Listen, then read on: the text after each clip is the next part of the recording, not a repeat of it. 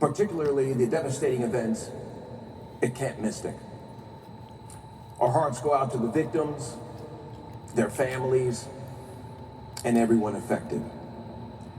We are keeping the entire community in our thoughts.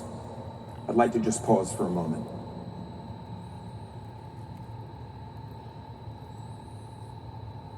Thank you. It's great to have our 2025 Football Media Days powered by Microsoft Copilot back in Texas. I want to thank the Dallas Cowboys and the Jones family for hosting us in this remarkable venue. I'd like to thank every member of the media for being here and for your continued coverage of our conference. There's been plenty to write about over the last year, and I believe your coverage has remained fair, balanced, and thoughtful. I'd also like to thank our media, commercial, and bowl partners that are here with us today. 6 weeks from now, the Big 12 will kick off its 30th football season in Dublin, Ireland. This will be a historic moment for Iowa State, K-State, and the entire Big 12. And we look forward to returning next year when TCU hosts North Carolina. All eyes will be in our league, both at home and around the globe. But before we talk about where we're going, let's take a moment to look back.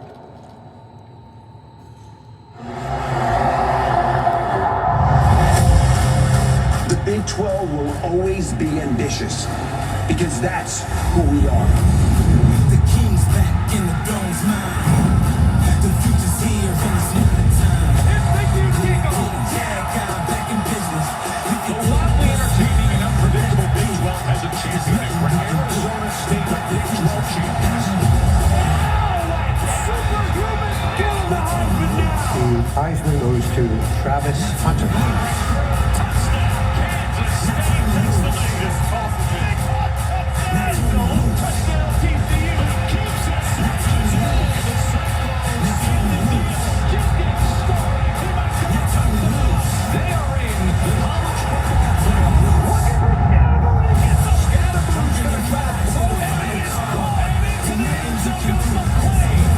It's Big 12 soccer here at CPKC Stadium. Big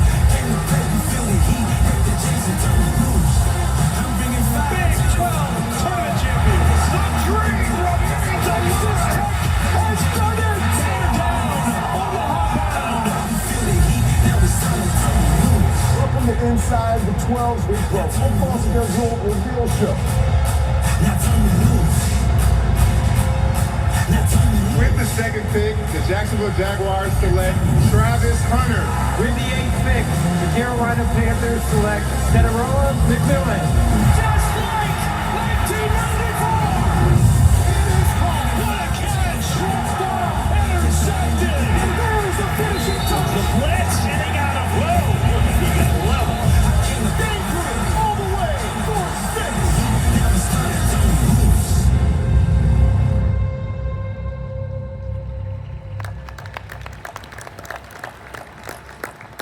As you just saw, it was a remarkable year for the Big 12, on and off the field. It marked our first season as a 16-team league spanning 10 states, 4 time zones, and it exceeded even our highest expectations. Each of our 16 institutions contributed immense value to the conference. Arizona State earned its way into the CFP and played in a thrilling Peach Bowl. Colorado produced a Heisman Trophy winner. 31 Big 12 athletes were selected in the 2025 NFL Draft, which matched the conference's highest total since 2005. Beyond football, BYU brought home 2 national championships in cross country. Houston men's basketball made a dramatic run to the NCAA National Championship game. TCU reached the Elite 8 in women's basketball, while their beach volleyball team won the national championship. Utah made it to the gymnastics finals and won a championship in skiing, while Oklahoma State captured a national title in golf.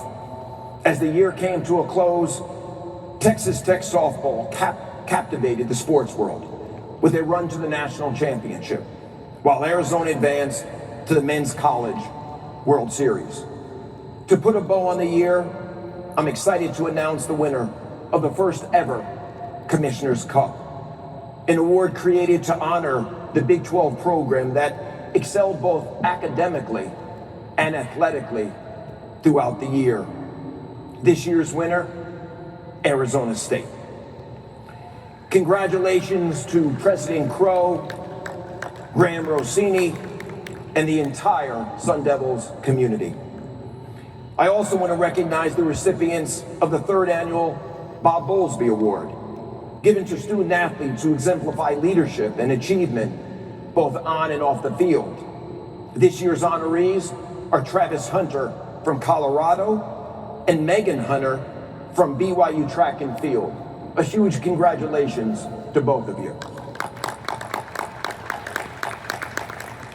While it was a great year on the field, it was equally impressive off it.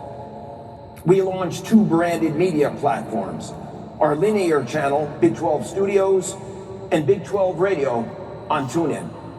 These platforms have provided the Big 12 with year-round storytelling and has enabled us to promote Big 12 student athletes of all sports. Earlier this year, we announced that TNT will be joining the Big 12 family as they will broadcast both football and basketball starting this fall. Their digital platform, Bleacher Report, will also be heavily involved in promoting our league. Our social media following grew by more than 200,000 this year, solidifying our place as the second most followed conference on Twitter and Instagram. Our commercial business continues to grow rapidly, as evidenced by our recent announcements with PayPal and Microsoft. And I do anticipate there will be more announcements like this in the very near future. Looking ahead, our focus remains on thriving in this new era of college athletics. Strengthening our football product remains essential. We are committed to continued investment and growth. Every school in our league has committed to providing the highest level of benefits to our student athletes. And once again, I believe we will be the deepest football conference in America. No league offers the competitive balance that we do. Last season, the Big 12 led the nation in fourth quarter lead changes and go-ahead scores in the final minute of conference games.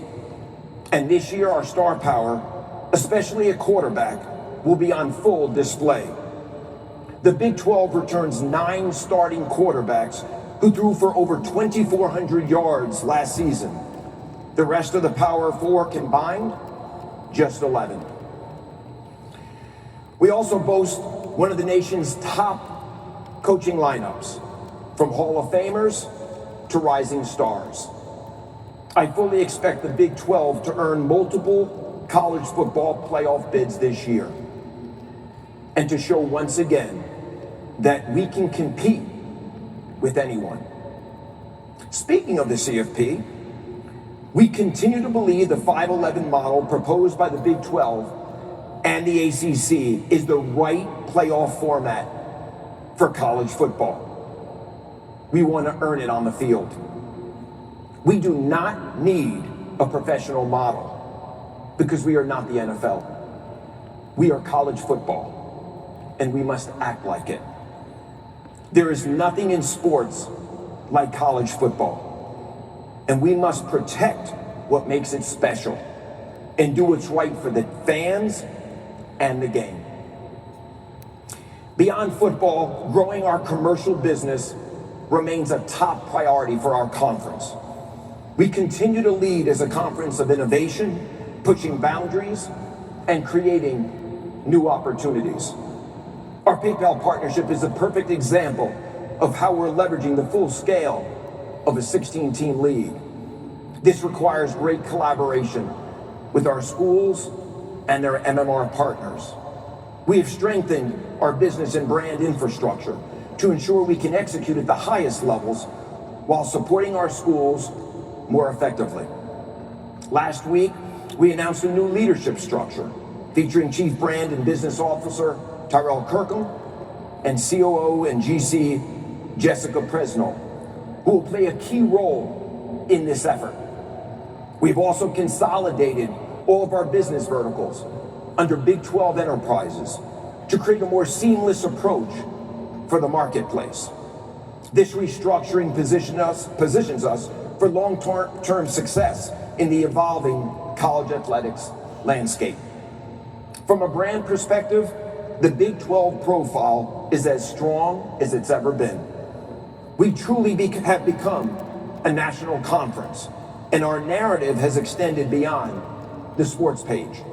This year, you'll see us double down in that effort, including exploring documentaries and storytelling opportunities, new ventures in licensing and collectibles, a continuation of our partnership with WWE, and a new partnership that will give every Big 12 student athlete their own custom app, completely free, to help build their personal brand.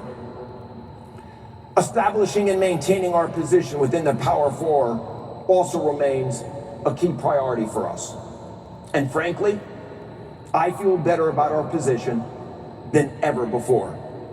I will continue to collaborate with my commissioner colleagues on a new governance model that will provide the Power Four with more autonomy and influence around decision-making in key areas. We anticipate this being done sometime in August. We will also advance our work with the College Sports Commission and CEO, Brian Seeley. One of the primary goals of CSC is to change the market from pay-for-play to a market of true third-party NIL.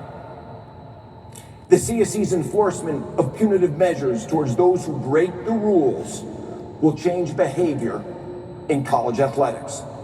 It is crucial that CSC leadership, my Power Four colleagues, and I continue to spend the time necessary to guide and partner with our schools into this new age of college athletics.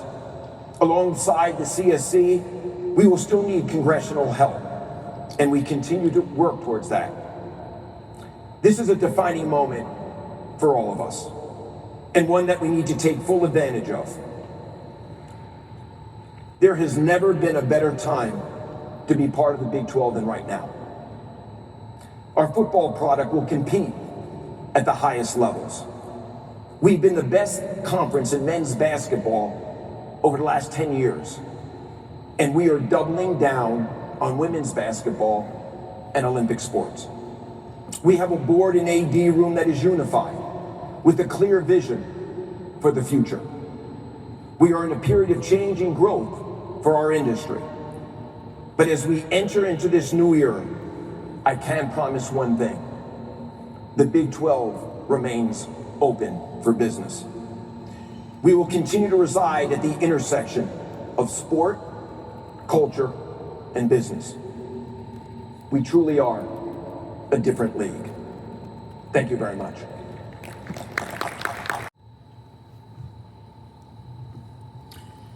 How you doing, Brett? It's good to see you, my friend. You too. This is your third anniversary as commissioner of the Big 12. Happy anniversary. Thank you. Thank you. How would you evaluate the improvement and changes of the league since you first arrived? Great question, and thank you for that. And I'm going to give that answer in a moment. I'd be remiss if I didn't wish my son a happy birthday on his 21st, which is today. I know he's watching, so Drake, I love being your dad. So Brett, to your question, I'm thrilled with where the Big 12 is right now. You know, 3 years ago, I didn't walk on the stage, I sat on the stage, which was a little uncomfortable for me. And I said I wanted to modernize this conference. I wanted to be more contemporary. I wanted to get on the consciousness of future student athletes. I wanted to create a foundation that would enable us to succeed. I wanted to be a national conference. I wanted to double down with ESPN and Fox. We've done all of that and more. I love the trajectory of this conference. I love where we're going. Our schools are making incredible investments in infrastructure, performance, and student athletes. It's everything I could have wished for when I took this job 3 years ago, but I will tell you, we're just getting started.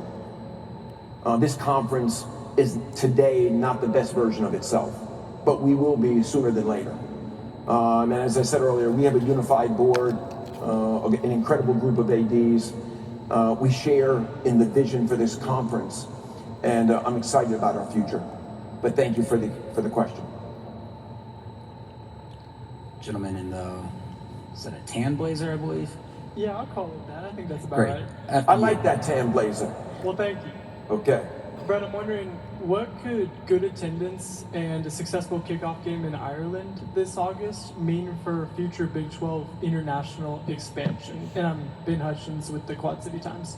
Yeah, great question. Listen, I've been on the record to say that I want this conference to be a global conference. I think we can win globally, big time. Playing in Ireland, obviously, is that first step. We'll return there next year, as I said in my opening comments. There's a good chance we'll be in Mexico City next spring for baseball. Baylor's kicking off, the women are, the basketball season in Paris this year. And we're having conversations with other countries throughout the world that are very interested in bringing the Big 12 to their marketplace. So I think the game in Ireland is an impetus, if you will, for future global expansion, and I'm all in on it. I think it's critically important, for our conference. Thank you for your question. Great. We'll go to Big 12 legend Barry Trammell. Barry, it is great to see you. You asked me, I think, my first question 3 years ago, if I'm not mistaken. I can't remember. Do you remember that? I do not remember that at all. Yeah, I think it was about the TV deal, or maybe it was about Oklahoma and Texas. I don't know what it was. But It was some nonsense. yeah, it was some nonsense. You're right. But go ahead, my friend. Good to see Okay. you. You mentioned the Big 12 support for 511 model. Last season, the committee didn't show much respect to the Big 12 in its final rankings. Is there a tightrope you have to walk when you're trying to decide whether to support the 511 or the automatic qualifiers? Getting two automatics might be enticing after the respect that the committee failed to show you. I have a lot of faith in the selection process. I was recently in North Carolina. We had a CFP meeting that was hosted by the executive director, Richard Clark, who is here today. Welcome, Richard. They are doing a full audit of the selection process to figure out how they can modernize and contemporize and how they use data and how certain metrics can be more heavily weighted. Most importantly, they have a great leader, Mac Rhodes of Baylor. And I have a lot of faith in Mac Rhodes and the work he's doing with the selection committee. So I have a lot of faith in what they're doing. And 511 is fair. We want to earn it on the field. It might not be the best solution today for the Big 12, given your comments about AQs. But long term, knowing the progress we're making, the investments we're making, it's the right format for us. And I'm doubling down today on 511. And I know Jim Phillips will, and I'm sure some of the other conference commissioners will as well.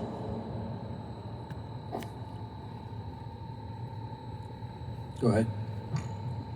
Tyler Budge, CF Budge, kind of pick. Tyler, how you doing today? I'm doing great, Brett. How are you? Is this your first media day? It's not. It's like 4 or 5 of this. Okay, good to see you. Thank you. Kind of in the same vein with the 511 model, it's been talked about how some of the criteria for the committee might change with the adoption of that model, the promise of factoring in strength of schedule more heavily. I know you just touched on it a little bit, but talking about those factors changing and the criteria changing, how does that factor into your support of that model? Listen, I'm going to defer to Richard Clark. He's here today, but I think as you look at how things are weighted at different metrics, strength of schedule matters, and there's some new metrics that are going to be brought into the puzzle, I think, as well, to complement what's already there. So again, I'm confident we'll get to the right place, and ultimately, I'm confident we'll go to 511. Great. We'll go to Melissa. While we wait for the mic, everyone should know Melissa, who's about to ask the question, was my 7th grade basketball coach. Where's Melissa? Make sure you show her the love. And I also was team MVP. Not that anyone asked, but. I don't know if we need to verify the team MVP thing, Clark, but I'm going to let you have it. Melissa, still send my box score. Melissa, was he any good? Listen, Clark was the best player on a very middle school basketball team. That's what I do best. That's not a mid. So you're saying He was an outlier on a team that wasn't that good. You know what? I like the way that you phrased that. That's why you're up there and I'm down here, right? Okay. Clark, congratulations. Okay. I feel like we've derailed this whole thing, but it actually segues nicely into my question. So thank you, Clark. Melissa Treebwasser with Frogs Insider. Nice to see you. You mentioned doubling down on women's basketball in the Olympic sports in an era of rep share where I would say every fan base wants every dollar thrown to football. What is that practically going to look like in this conference? I can't speak for our schools because obviously it's they determine how they want to slice the pie, if you will. But I can tell you in conversations, women's basketball matters. And it matters to our conference. We want more linear exposure for our games, which we're working on. And, you know, from a conference perspective, we're looking to elevate and amplify women's basketball in all the right ways. Candidly, last year I went to more women's basketball than I did men's basketball. I've become a big fan. So we're going to work to double down, as I mentioned in my comments, and I'm excited about where we're going. Thank you for your question. Next question. How you doing, Brett? How you doing? I'm Jerry Ramirez with RedRaidersports.com. Red Raider, did you say? Red Raider Sports, yes, sir. Okay, and is this your first media day or not? That's my second one. Second. How do you like the setup versus Vegas? I wasn't in Vegas last year. I went to Arlington the year before that. But what do you think about it here? It's pretty nice. You like it? Yes, sir. It feels big? Yeah, I'd say so. Okay, good. I like Thank it. you. Yes. Awesome. The stage is nice. The stage is nice? Yes. Great. You put a big emphasis on expanding the conference's brand nationally and globally, like with the partnership with the WWE. Have you seen that partnership impact the conference, and do you have any more details on like future plans with the WWE? We're going to make an announcement when, Tyrell? Tomorrow. So I can't give it to you today, but we're making an announcement regarding WWE. We're going to double down with them. I can tell you that when we do collaborative activations, the engagement on social media is the highest we experience from a conference perspective. They are a terrific partner. They've been with us since day one. They continue to grow with us, and we'll have an announcement tomorrow that will answer your question. But be rest assured they're part of our plans today and moving forward. Thank you. Go to Mitch Harper with KSL. Yeah, Brett, right over here. Oh, Mitch now Harper. you've been here a couple of years. You know me. I'm always here. How are you today? Doing great, Brett. Mitch Harper, KSL Sports in Salt Lake. I'm curious, you mentioned that you believe this is the deepest football conference in America. How critical is it, though, for your league to have one or two brands that emerge annually as playoff contenders in your viewpoint? Critical. I like how you stated that.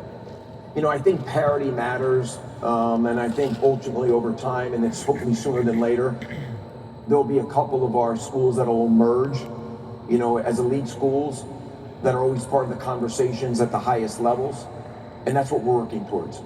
But it starts with parity and being competitive top to bottom, and I think we're there. And I think we're the best in the conference, or in the country, when you think about how deep we are, top to bottom. But I do believe that long term, you need certain schools to emerge to the top, and I think we're getting there. But great question. Thank you. Any other questions? Okay, thank you again. Oh, we do have one more. This will be the last one. Right here, Commissioner. Hello. Nice Max Peta, Walter Cronkite Sports Network. Is this your first? This is my first media day. What do you think? It looks great. Absolutely great. Have you experienced any other conference media day? I've watched them on TV, so. Okay. Yeah. Well, welcome. Yeah. Thank you, Commissioner. My question, the coaches and athletic directors made the decision to forego the preseason media poll. Obviously, it's no secret Arizona State was picked to finish dead last. Is this a trend that we're going to see across the rest of the sports, including basketball and others? How involved were you in that decision? And do you feel like that this is maybe a positive trend that foregoing preseason media polls is the best for the sport? Well, it was the coaches poll for our conference. And I think it disadvantaged Arizona State last year. They were picked 16. And I think that hurt them. And Scott Draper, our chief competition officer, and I discussed this. I think there's no value. And I also feel that with the transfer portal and with roster management and what goes on, you know, as you build that roster, no one knows what they really have. They know what they have on paper, but it hasn't played out. And that was the case with Arizona State last year. So I don't know if it's a trend or not, but certainly it's the right thing for the Big 12, and I'm glad we did it. But thank you for your question. I'll just add on to that real quick as our department kind of runs the media portion of that. It is not indicative of a future trend in any other sports. This is solely a football decision. Obviously, any future sport decisions will be unrelated to this one. But now we do have one last question. I apologize. Where's that? Hi, Commissioner. Hey, how are you? Good. Joe Lonergan with Latavius Murray's Knights 247. Regarding the media poll that the last gentleman just asked about, sorry about the feedback, but I guess is cutting back on that a way to eliminate any misperceptions of teams that are in the running for the college football playoff as well? Well, I mean, I guess collectively, that could be some rationale, but for me and for the conference, we don't want to disadvantage any of our schools, because again, with roster management and the transfer portal, no one knows really what they have until they take the field, and I think it was the right decision for us, and I'm happy we made it. But thank you again for your question. Okay, great. Thank you.